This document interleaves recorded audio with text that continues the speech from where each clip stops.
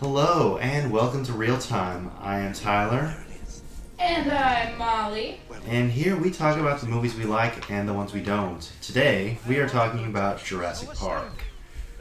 Now, Jurassic Park was originally a book written by Michael Crichton back in the late 80s, early 90s, and it's about what happens when scientists want to play God. Yes. They bring a whole bunch of dinosaurs back to life, and as you probably know, everything goes wrong. Mhm. Now, A Steven Spielberg film. this movie stars Sam Neill, Laura Dern, and Jeff Goldblum as Alan Grant, Ellie Sattler, and Ian Malcolm, respectively. But it also has the late, great Richard Attenborough as John Hammond, Bob Peck as his game warden Muldoon, Martin Ferrero as his honestly pretty poopy lawyer Gennaro, B.D. Wong as his lab tech Henry Wu, Joseph Mazzello and Ariana Richards as his grandkids Tim and Lex, Samuel L. Jackson as Mr. Arnold, and Wayne Knight as Dennis Nedry. Now, this was a pretty classic movie back from the 90s. It started off a really great year for director Steven Spielberg.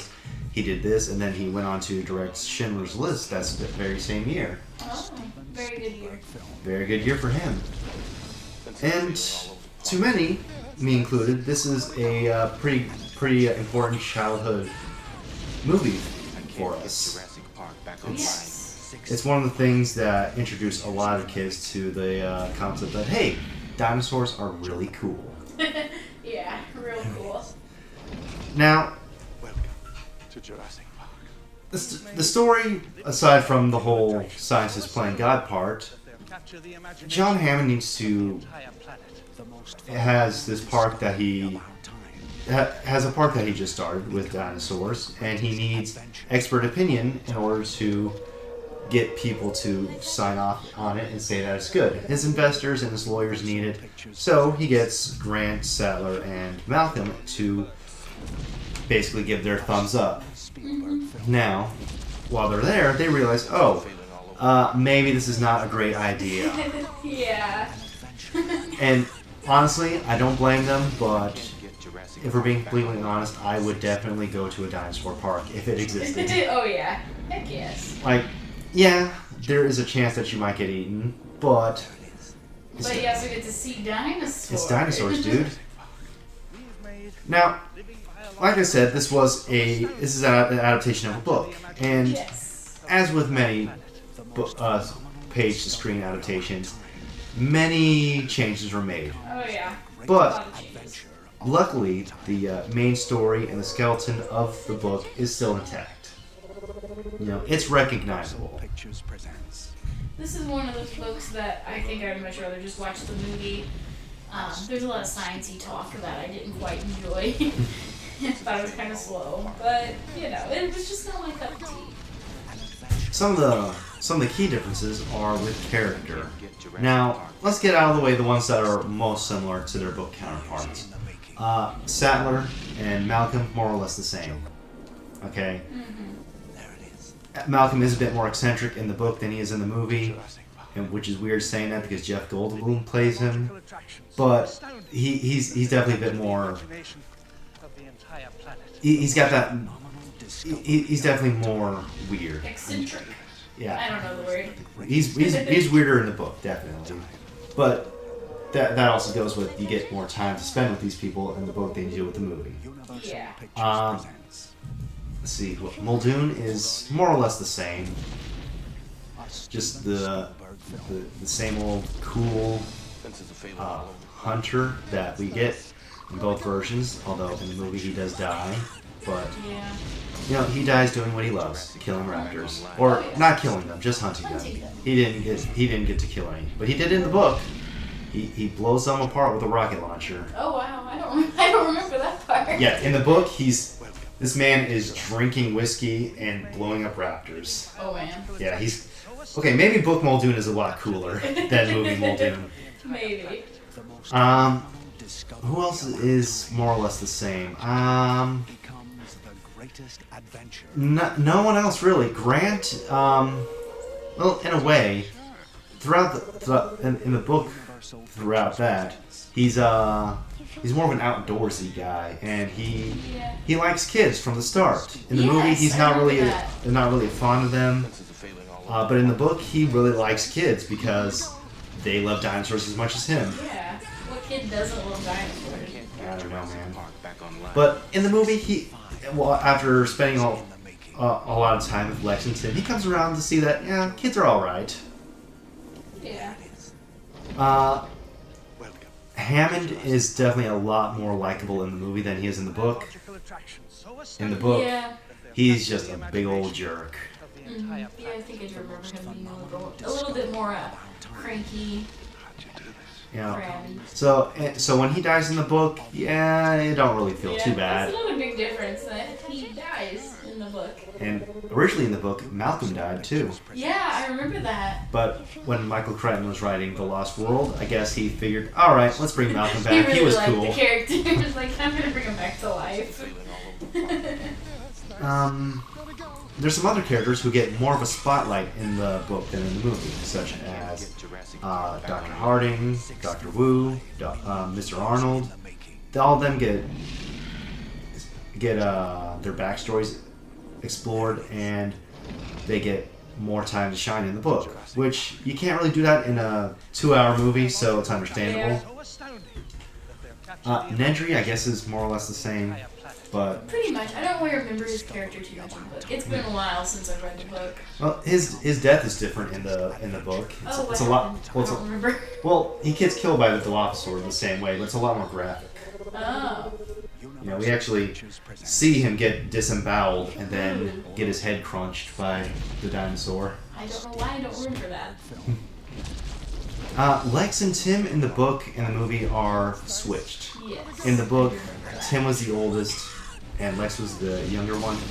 Tim was into computers and dinosaurs. Lex was into sports and was completely useless. Yeah, well, she was just a little girl, you know. She seemed really young in the book. And in the movie, Lex is older and is into computers, which turns out to become really helpful in the movie when she locks the doors to keep the Velociraptors out.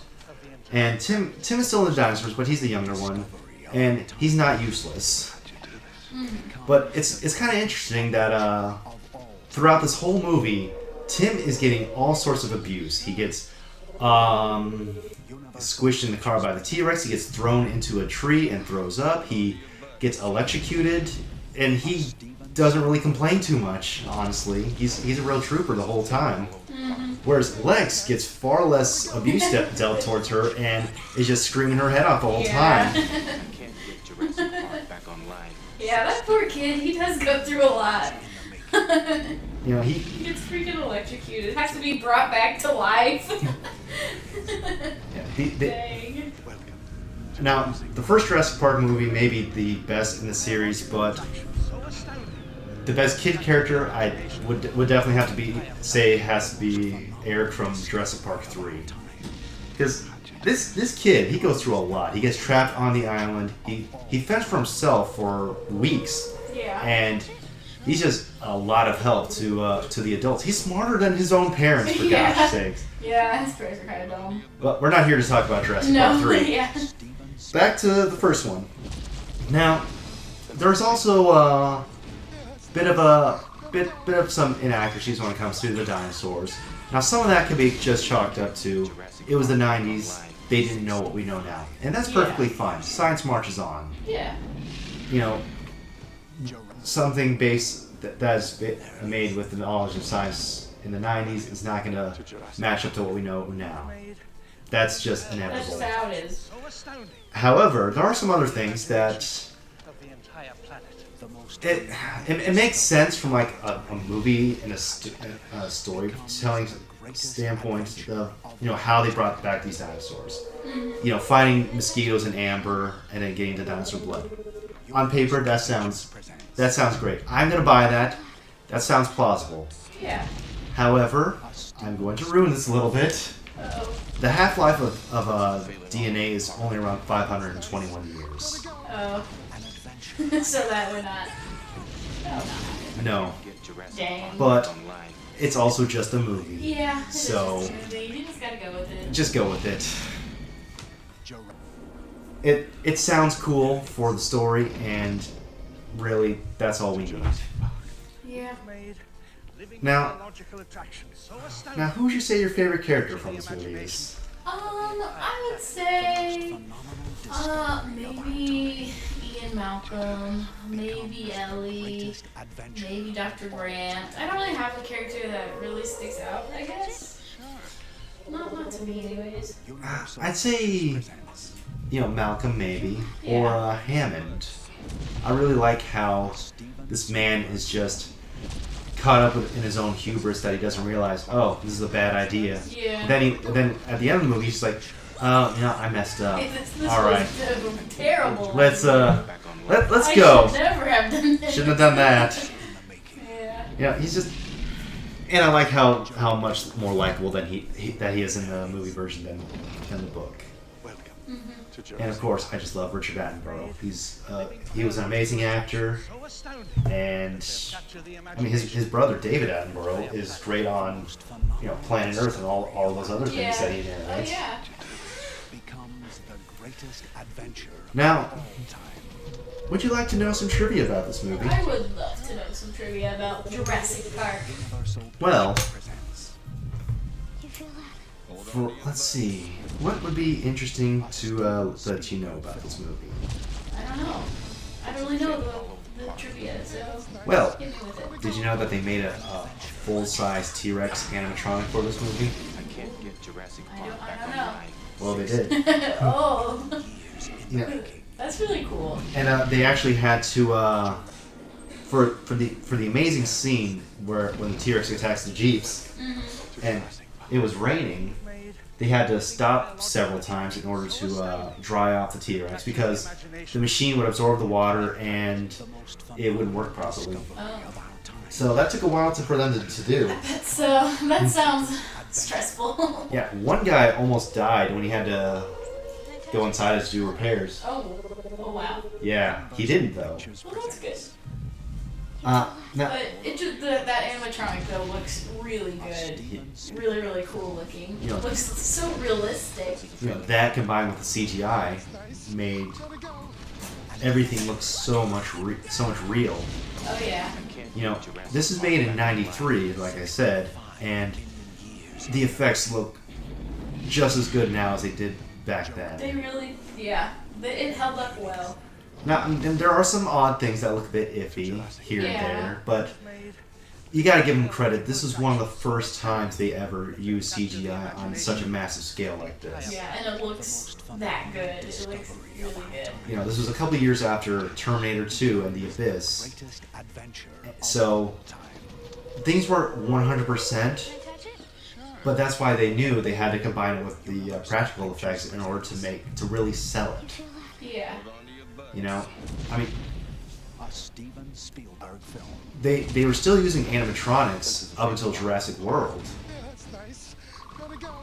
In 2015. Now, not a lot, mind you, but they still did stuff with them. Yeah, I always like the animatronics better than CGI. I think they look more realistic. I think they're cooler.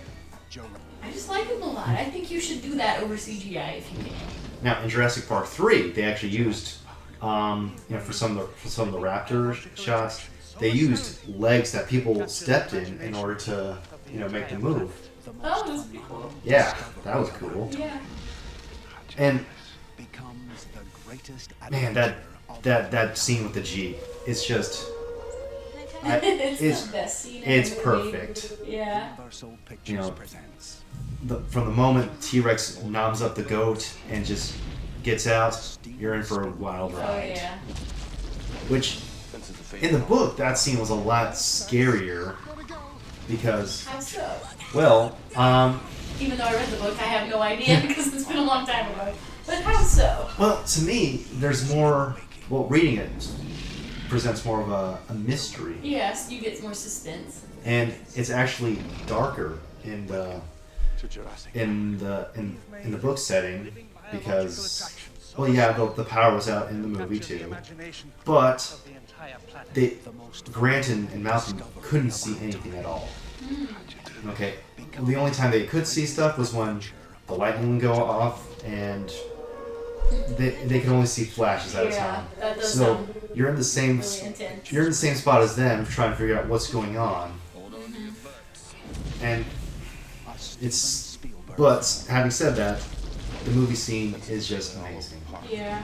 The T-Rex only has 4 scenes altogether in this movie, if you really think about it.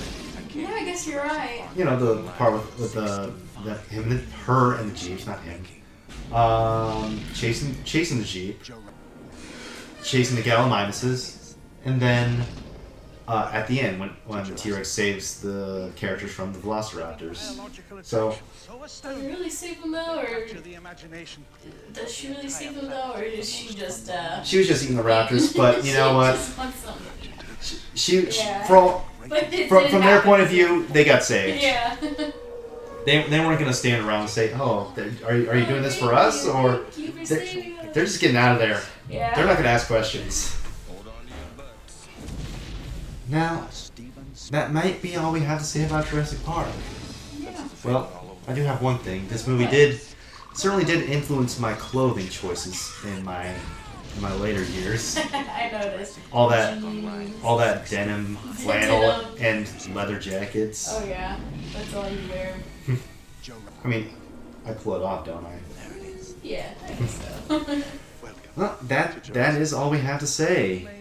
Now, join us next time when we do whatever we do.